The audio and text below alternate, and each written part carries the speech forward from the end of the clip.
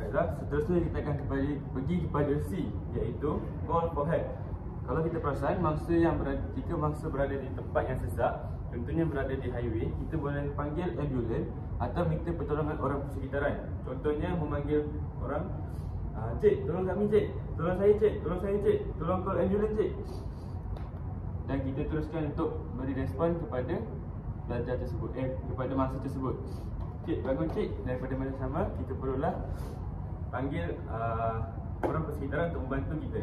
Baiklah, seterusnya kita akan pergi kepada akronim yang keempat, iaitu A, iaitu airways. Kita perlu tengok mulut mangsa.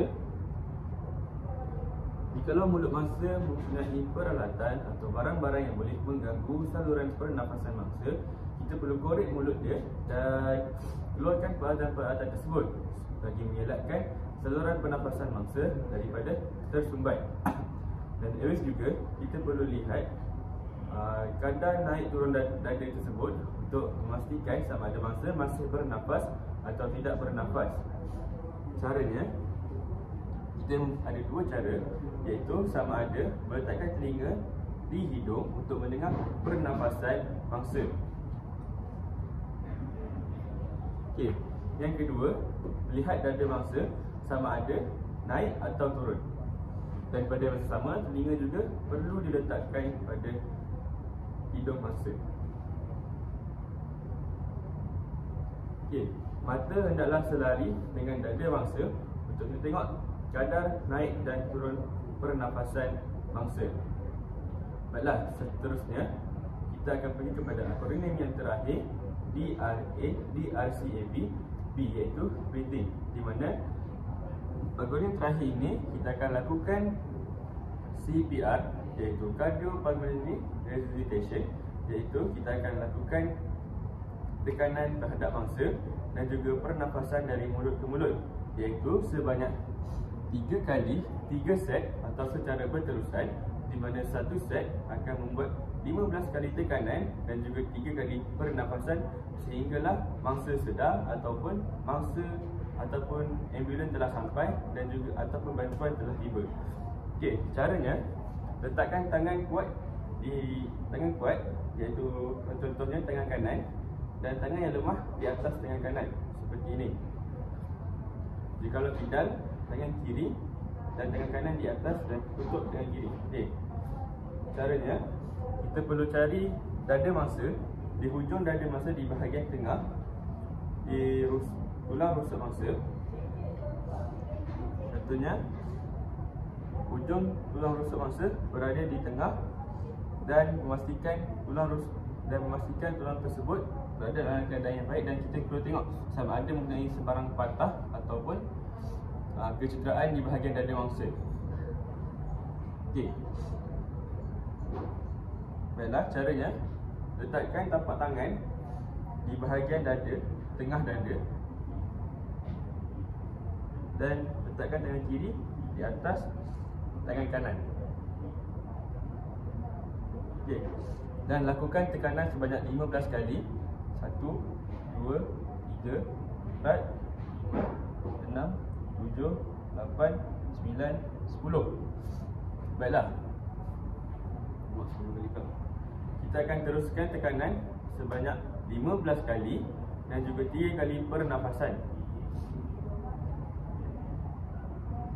Okey, 3 kali pernafasan. Jikalau mangsa masih tidak sedarkan diri ataupun ataupun bantuan belum tiba, kita hendaklah teruskan CPR tersebut sehinggalah mangsa dan juga bantuan telah tiba. Okey, contoh saya boleh lakukan di sini, contoh situasi. Baiklah, seterusnya saya akan terangkan apa itu CPR, iaitu cardiopulmonary resuscitation. Baiklah, CPR ini akan dilaksanakan sebanyak 15 kali dan 3 kali tiupan pernafasan, dan akan dilaksanakan sama ada 3 set ataupun berterusan sehingga bantuan tertiba.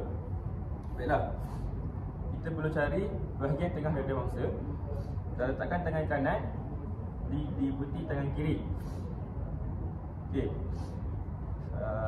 15 kali tekanan dan 3 kali tiupan. Tangan hendaklah dalam keadaan lurus dan bahagian badan kita betul-betul di bahagian dada mangsa. untuk menghasilkan tekanan yang kuat bagi mengepam darah ke jantung. Okey, baiklah. Saya akan lakukan 15 kali tekanan dan 3 kali set pernafasan.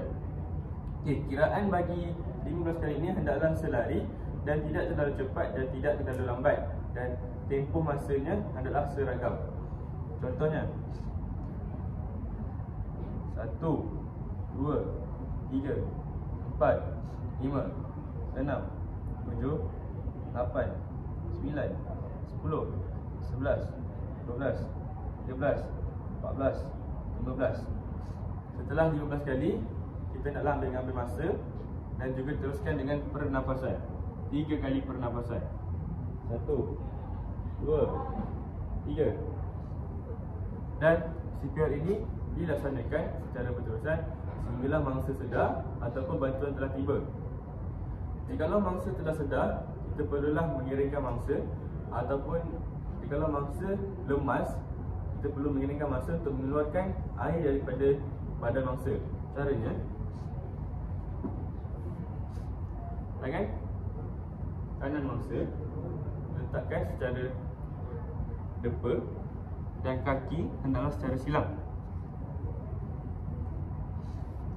Dan kita perlu menarik mangsa ke bahagian kanan supaya hal ini dikatakan demikian kerana bahagian jantung mangsa berada di tengah, supaya mengelakkan bahagian jantung mangsa daripada dihempap ataupun ditindih oleh organ-organ lain.